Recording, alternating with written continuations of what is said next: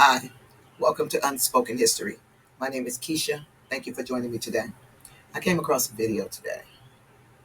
This video was about USAID, the U.S. aid to foreign nations for disaster, for hunger relief, just, humanitarian aid. So I'm going to read when it was started and why it was started, and then we're going to watch this video of this lady from Africa who used to be, I think she said she was the UN ambassador, the African uh, ambassador to the United Nations.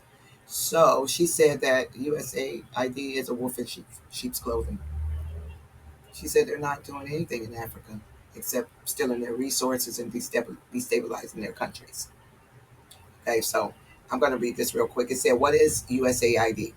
Created in 1961 by President J.F. Kennedy, the U.S. Agency for International Development emerged from an effort to separate military and non-military assistance and revamp how the U.S. distributes foreign aid. Kennedy argued that the U.S., as the wealthiest country on earth, had a moral and financial obligation to provide foreign aid. It was also politically advantageous to the United States to fund projects in poorer countries. He said to try to prevent the collapse of existing political and social structures, which would inevitably invite the advance of totalitarianism. Okay, so and then it says, what does it do? The United States Agency for the International Development um, was set up in the early 1960s to administer humanitarian aid programs on behalf of the U.S. government. It employs around 10,000 people, two-thirds of whom work overseas, according to the Congressional Research Service. It has bases in more than 60 countries and works in dozens of others.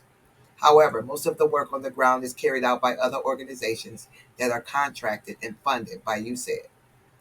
The range of activities it undertakes is vast. For example, not only does USAID provide food in countries where people are starving, it also operates the world's gold standard famine detection system, which uses data analysis to try to predict where food shortages are emerging. So, one of the things she's saying is education. She said nothing has changed in all these years. According to government data, the U.S. spent 68 billion on international aid in 2023, and folks still starving. So we don't know how to teach them how to plant a seed. So we got to ship food from somewhere else. There's this country over in one of the islands, and I watched this video, and this guy said these are the most. This whole country is overweight, and I'm thinking, how is the whole country overweight? Well, it's a small country, but they are overweight. But you want to know why?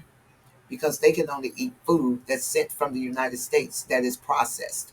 They get nothing fresh. Everything is in a can, in a box, in a bag, frozen, whatever. And they can't grow food on their land because their leaders, whomever they were at the time, allowed other countries to come over there and pillage their land. So now they can't even do anything with it. They can't grow anything. They can't do anything with it. It's no good. So they have to have their food shipped from the United States, and literally all of these people are overweight. It says the total is spread across several departments and agencies, but USAID's budget constitutes more than half of it at around 40 billion. That's about 6% of the total U.S. annual government spending of 6.7 trillion. Mm, mm, mm, mm. Um, and this right here says the White House releases list of USAID waste and abuse on everything from Al Qaeda to trans operas. So yes, we're upset with the way this person is doing this because he just come in. Yeah, we're closing this and we're closing that. And all this time we've been lied to. We believe that you said it's been helping people. So of course Americans are going to be upset. They're going to be, outraged. How dare you stop humanitarian aid? We don't know that they're not actually giving them anything. We don't realize in America that our tax dollars are used for all this other stuff. We don't know that. All we know is what we've been told. that we're helping people in Africa, we're helping people in other places, Hungary and all these other places in the Middle East where people are hungry and suffering because of war or whatever the case. So that's what we believe. Why would we believe anything else? We don't know anything else. No one's told us anything else. So people are fighting against Donald Trump and whatever it is that he's doing because we're deceived. We think that he's taking away food from people. That's not what he's taking away. Not according to this woman who lives in Africa, who was the UN ambassador from Africa. She knows exactly what you said has been doing in her country, or not just her country, on her continent. The Trump administration presented a plan Thursday to gut and largely dismantle the U.S. Agency for International Development after exposing that the agency has wasted millions of dollars to fund an array of questionable projects like sex changes, LGBT activism, and DEI musicals, a transgender opera, and birth control around the globe. USAID had overseen foreign aid and humanitarian projects, but is now facing a near total staffing reduction, in part due to waste and abuse of taxpayer dollars. Now, I understand that this has been 1961, that was before I was born. So this has been going on for a long time. These people have had these jobs for a long time. The next job, the next generation of people get jobs. So now we have these people that's finna lose a job. And it's not their fault. Like, they're just doing their job. I'm sure. Well, let me not say a thing because I don't work there. So I don't know what they know. But all I'm saying is that when we start these programs that's supposed to help people, the program be more about job security than it be about actually helping the people that you established the organization to help. For decades, the United States Agency for International Development has been accountable to taxpayers as it funnels massive sums of money to the ridiculous and, in many cases, malicious pet projects and entrenched bureaucrats with next to no oversight, said the United States, says the White House. Nobody has oversight.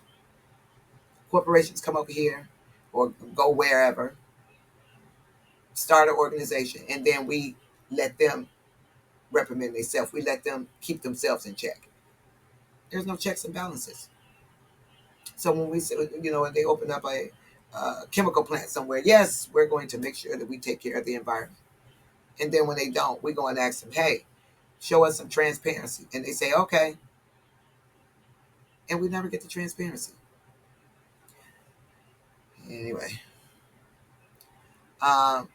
it says, with next to no oversight, said the White House. Under President Trump, the waste, fraud, and abuse must end now. Far less than 300 of the agency's 13,000 workers reportedly remain. The situation is fluid, but as CBN News reported, U.S. Secretary of State Marco Rubio indicated earlier this week that the remaining elements of the agency were being placed under State Department authority. It says, these are some of the insane priorities that our organizations has been spending money on. $1.5 million to advance DEI in Serbia's workplace. $70,000 for a production of a DEI musical in Ireland. $47,000 for a transgender opera in Colombia. $32,000 for transgender comic books in Peru. A whopping $20 million to create Sesame Street in Iraq. $2 million for Moroccan pottery classes and promotion. $2 million for tourism. $2 million for promoting tourism in Lebanon, and more than $9 million of USAID's humanitarian aid intended to feed civilians in Syria ended up in the hands of violent terrorists, including an affiliate of Al Qaeda in Iraq. Okay, so let's watch this video and hear what the woman got to say. Okay, and I'll be back.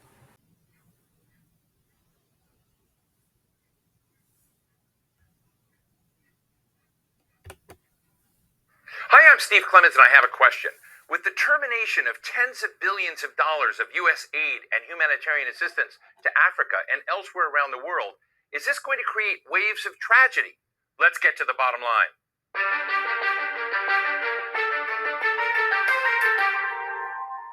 As part of its mission to downsize the U.S. federal government, the Trump administration has suspended employment of thousands of USAID workers and has terminated its programs and most global humanitarian assistance.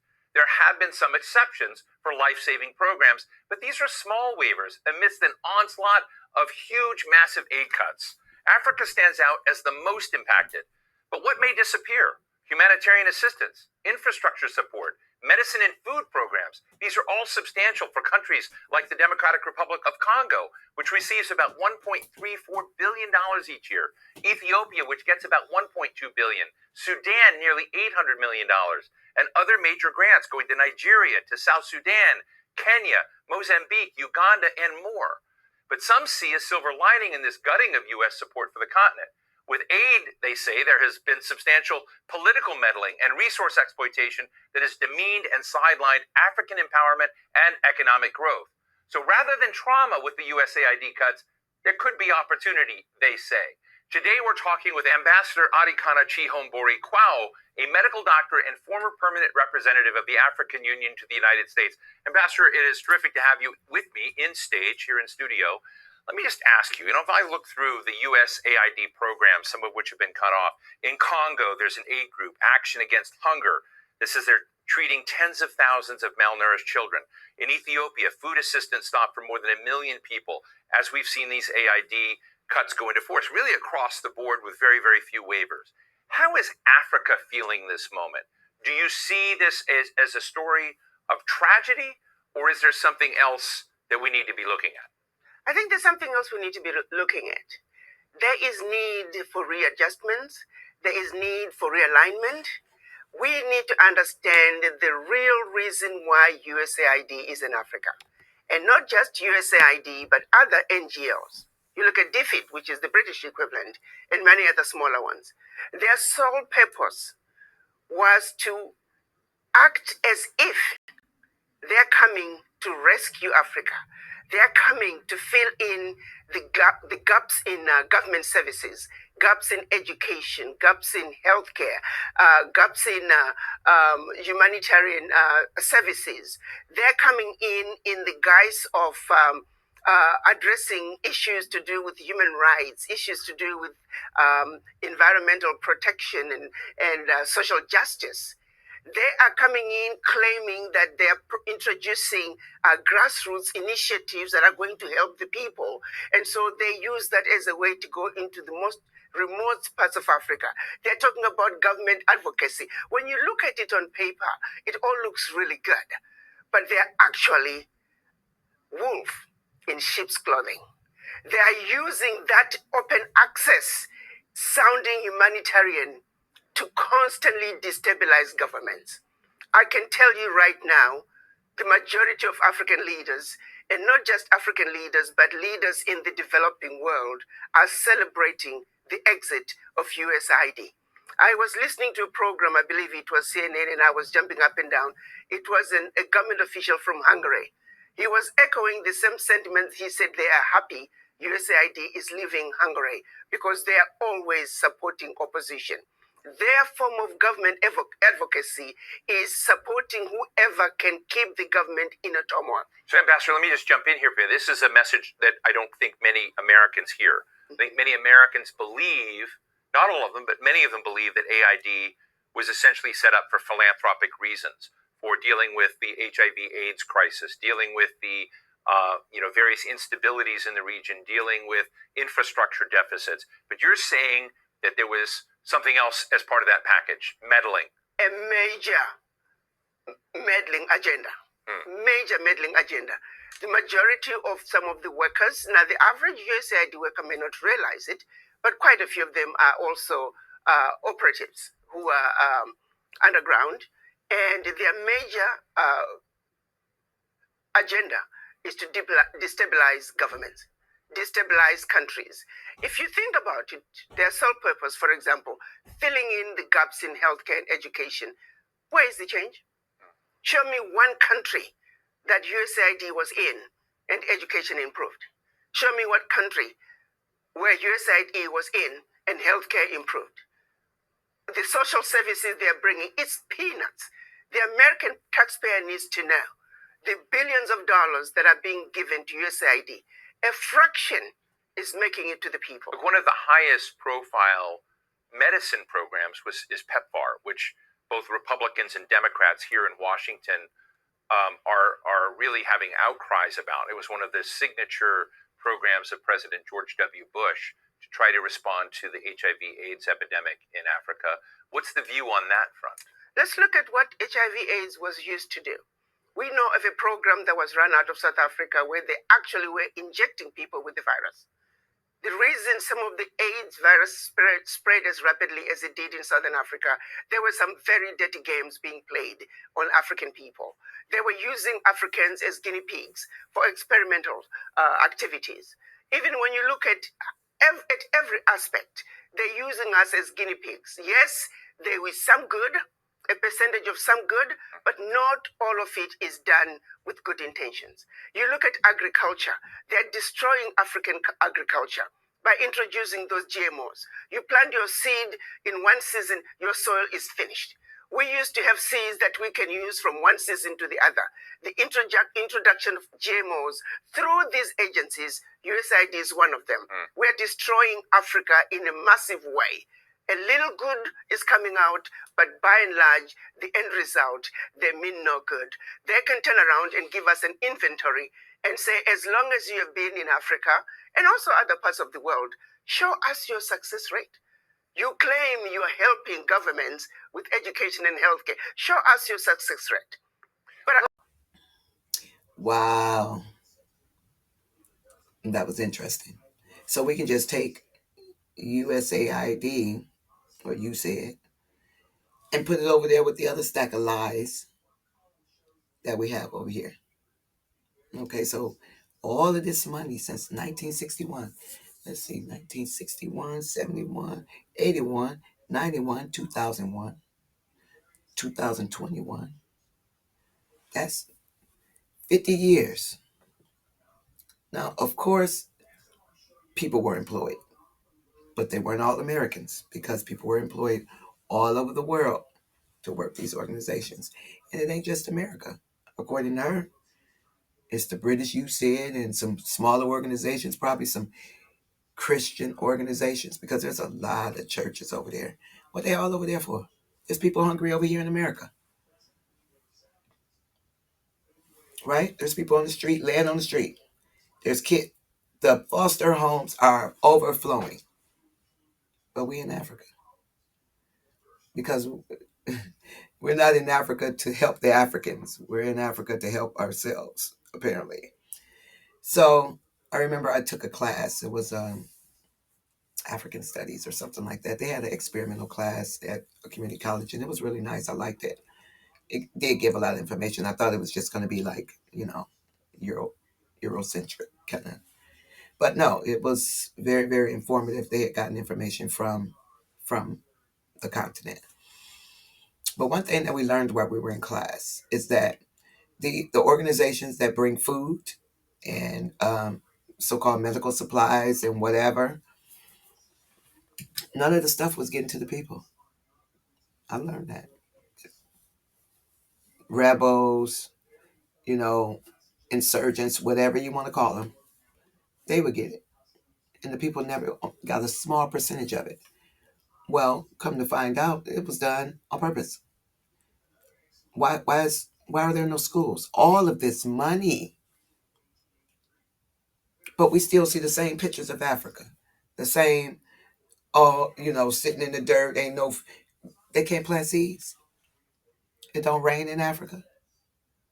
Nowhere on the whole continent, because according to what we see on TV, I didn't know they had cities like technological big cities. I mean, everything. If you go off of what we see, you think they're all poor, except for, of course, the kings and the presidents or whatever they call them. But everybody else is poor and need food and medical aid and so on and so forth. Because don't nobody over there know anything about medicine. But anyway, I'm just saying. And also in Hungary too, if you notice, she said Hungary said the same thing. Ooh, I'm so glad America's leaving. Wow, that's a slap in the face to all of us because our tax out, and now it's so much going on. So much going on in our world. Anyway, so she said they wanted to destabilize the governments, and basically that's all that's been happening in all of these what we call third world countries, right? All of a sudden, an insurgent group or a guerrilla group pops up, and they got guns and all kinds of stuff. And then 30, 40 years later, we find out they came from us, from America. Who gave it to them? We wanted to start to destabilize their government, to cause trouble in other people's government so that you can go in and save the day and take their natural resources. Anyway, so yeah, this you said thing, maybe it was all a psyop, right? That's what America is, a country of psyops, psychological warfare.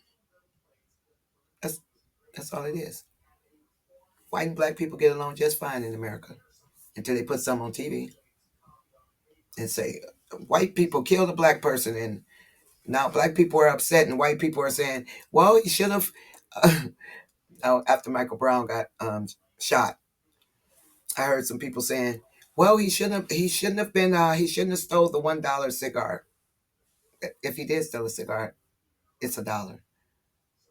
Why would somebody die for $1?" But they were like, he shouldn't have resisted. He shouldn't. This was a child. Y'all stop it. These were 40 and 50-year-olds. But anyway, just saying, you could, we gotta stop believing, or you can do. Hey, keep on believing the fairy tale. Okay, keep on living the dream. When you wake up, the nightmare is still gonna be there. You're not gonna wake up and then your dream, whatever you were dreaming about, is gonna be in your reality. And I'm not talking about dreaming as in goals. I'm talking about dreaming as in fantasizing. So, anyway, I just wanted to let that video play because it just blew me away. Blew me away. Can't believe it. So our money's not going to help anybody. They ain't built no schools. They ain't. Let me tell you another story. I saw a documentary about Mother Teresa, and I used to love that woman. Oh, her and Princess Diana, I thought they were the best. I mean, Princess Diana, I still feel like she was special. She was different. Okay, but Mother Teresa. Now, she was in India for years, and I mean a long time. Over there supposedly helping, right? Now, the Catholic Church is one of the richest churches on the planet at that time and still to this day. But what the person in the documentary was saying was that after all those years, they still ain't got beds. Why they still laying on cots on the floor? Nobody's getting healed. So basically, she was showing pictures and video of their declining state instead of, oh, see what all these years I've been here. You see the work we've done. You see the improvements we've made. No, it was of people dying, skin on bones, laying on cots on the floor, whole room full of just cots on the floor. So what the guy was saying in the documentary is she was not giving them any help. She was exploiting them to get donations from people around the world by showing them these videos and these pictures of these destitute looking people. Just like USAID. Trevor Noah said, uh, those commercials where they're where the little African kids are laying sitting in the dirt and they have flies all over their face and they just sit there and let the fly. He said, at least we can fan the fly. That's a psyop. That's a setup, right? So that, oh my God, we need to help these people. Oh my God, oh my God. And you gave all your money. And then they took your tax money because we ain't had no choice. That's not something that we get to decide on. They get on TV and they tell you what they're going to do. And they say, this is what the American people want. You didn't even get to decide. You ain't had no say. But them other organizations, your churches, them Feed the Hungry, Feed America, Feed Africa, whatever. According to her, they're not feeding nobody either. So what are churches doing over there? Because I know the Seventh-day Adventist church is over there really big. What are y'all doing? Because you sure ain't doing nothing in the neighborhoods where your churches are right here. in America. Catholic Church, what are y'all doing over there? You got a bunch of, did y'all see all those cardinals, all those bishops? You see how they're dressed? You see how extravagant and expensive everything looks? But the Catholic Church is all over Africa. So is the Seventh-day Adventist Church. And probably some other ones, but those are two of the biggest. Why are those people still hungry? Why they got more diseases? Why y'all? Now, we all know today that they took AIDS over there and injected AIDS into those people. Killed off a whole bunch of adults and left children without their parents, having to be raised by their grandparents. And then in America, guess what was happening in America during the AIDS epidemic? We were being told that AIDS was created by black people. Yeah, that it was us that created. That was created in a lab, just like every other one of these diseases out here that they say that just popped up. Nothing pops up. So anyway, y'all have a nice day. Please like, share, and subscribe. Bye bye.